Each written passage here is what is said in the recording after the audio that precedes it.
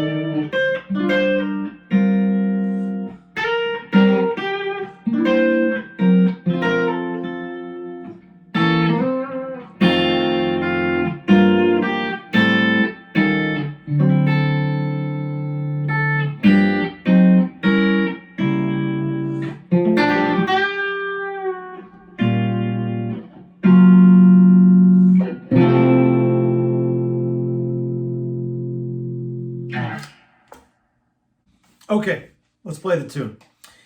One time pass through the melody, chord melody arrangement, key of F. I think that might be the original key of the tune, but that's what it is here for sure. It's in 3/4, but I played very freely. I opened up the tune with a C7 flat 9 voicing that doesn't have a third. You know, some of the embellishments I won't be able to exactly explain because I don't remember what they are, and it's not the important part. I'll give you all the important parts, but you know, this particular, sometimes I'll a little vibrato, maybe sometimes even do the Roy Buchanan thing, you know. So anyway, C7 flat 9 voicing, and then I get to this good old stock C7 to get into the first chord that starts the melody. That's an F. Notice I'm not fingering it like this, even though I'm playing most of that chord, but I'm not fingering it like that because, first of all, I'm not playing these two notes, but because I'm just playing the 6th string and the top 3. And I'm doing that by way of the thumb for the bass note stuff and a cross between 1, 2, and 3 for adjacent strings and 2, 3, and 4. And I do that because I'm so used to hybrid picking and doing this stuff. You could do whatever is comfortable for you. The big thing is the thumb gets the bass note stuff, the fingers get the high note stuff. Okay, so F chord, get that melody, bring it up a whole step, keep the bar. Now at this point I'm adding the 4th finger to this bar to get a G minor 7. Get that note there, so bring it up another whole step, keep the bar. Again, same fingering stuff for A minor. Every time I'm hitting one of those notes on the high E string, I'm using my 3rd finger. So, you know,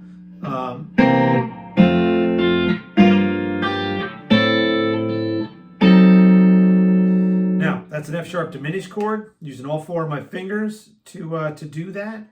You can see that on the chart too, you know, where the fretting is, but I'm using all 4 of my fingers to play it. There's other ways to do it, but I find that's the easiest way to do it, for me to play it. Okay, what am I doing from there? So then I'm just catching, I'm keeping my 4th finger there, and I'm catching that high A, back to a G minor, just like I've been playing all this stuff, thumb and the fingers on the top. And then I get that melody note with my 3rd finger, and I come up here, same approach with my right hand, to get this E minor 7. You can look at it this way. Open E with a G minor, 2nd version G minor triad on the high strings. Then I pull off with my 1st finger, and then I come down here, and it's that first F I played, except add your 3rd finger right there so you can do this. Okay, that gets us through the first part. That's the first 4 measures. A little candy chord before we go to the next part, which is called, it's a B minor triad with a C on the bottom. It really is a C7, C7 sus flat 9, but it's easier named B flat minor over C. The important part is there's a couple ways to play it. You could do it like this, 3rd finger, 4th finger, bar. You could thumb it. You could do it like that. You could do it like this, second finger, and still keep the B flat minor triad. You know, decide the one that works for you. I come to that C, so, and then I go into this F. I call these fifth string thirds. A lot of people call these C shapes. So F, now here, check this out. I play the chord, then I use my first finger to play the highest note of that chord, which is the root. Then I play this G minor 7, it's called a closed voicing, and do the same thing. Play the chord, then use my first finger to play the root that's not in the chord, but it's the root. So F, first finger. G minor 7, first finger. A minor 7 with a bar back here. And again, first finger. So, okay, now, this chord right here. This is like the signature Vince chord. It's a 7, or no, yeah. Well, it's a dominant chord. It's a 9, and it's got that beautiful sharp 11 on top. That's the ultimate candy chord inside of Christmas Time is Here, which I did this for that for TrueFire years ago. If you go looking for it, that's a much harder arrangement than this is. It kind of makes me scared to even think of that one. Okay, so we get the beautiful Vince Guaraldi chord. I kind of hope I'm saying his name right. I might have played it like this in the performance with my thumb. So my thumb's coming over, and you got, again, there's multiple ways to do this. This part here, this augmented triad part, with the thumb can be played like this. Can be played like this. Either way. But then from there, I go to D7, which by the way can also be played with the thumb. Like that. That's up to you. Either way, I go back to the third position and play. That's all my third finger. I could do this. You know, it's trying to get into that, but let's not do that because I can't. Yeah. So I'm playing the melody that way after I play the big G minor chord, and I come to C7, just a stock drop 2, and then I play the rest of the melody harmonized with an F6/9. That's a bar back here. Little sneaky minor 4 chord, B flat minor 7, and then sometimes I like to pull that, and then an F over A. Okay, that's the second part of the tune. Next part, come up here. So I'm using my fourth finger to play the note, the melody, the C.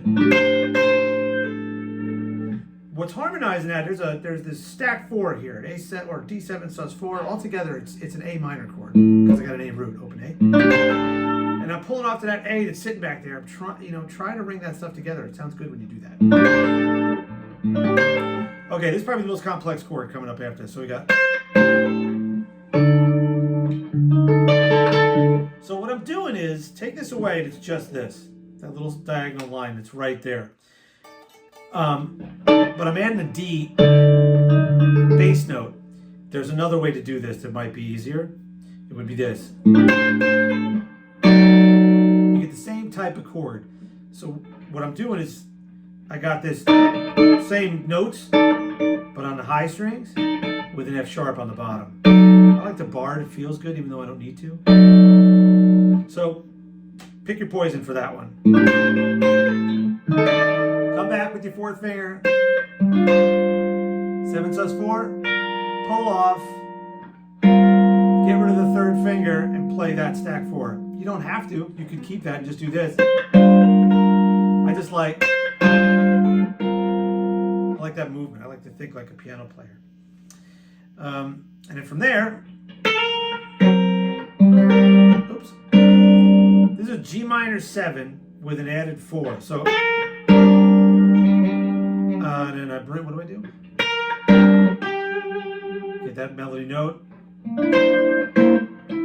This is a C9, here's the C root, C9 with the B flat on the bottom. It's a wonderful chord. You should definitely have this in your vocabulary. You might know it from here, but I use it over here too. And then is a C7, here's a C7, no different than this guy, just an octave higher, with a flat 5 on the bottom. small 5 chord. Tension to resolution. Good old F. Let me turn my page here. Okay, that gets you through the 3rd section, and now you're into the last section. And we got a little 5 chord thing, just like we did in the beginning, except this time it's got a nice. This is like a C9, but it's a flat 9, and you got a 13 on top. And that you probably know from doing this side. I'm just doing this, no root, and it's sliding up to the C. And then I play a lot of what we've already done. The F, come up to the G minor 7, and then, well, this gets a little different here. I play a big fat A minor 7. So this time we're using thumb, 1, 2, 3, 4, to play 6, 4, 3, 2, 1. Then I give you E flat 9 with a sharp 11, very similar to this, except it's got one more note, that one. So let's do that from the beginning of this section. Oh no. D9, I'm gonna play that for you again.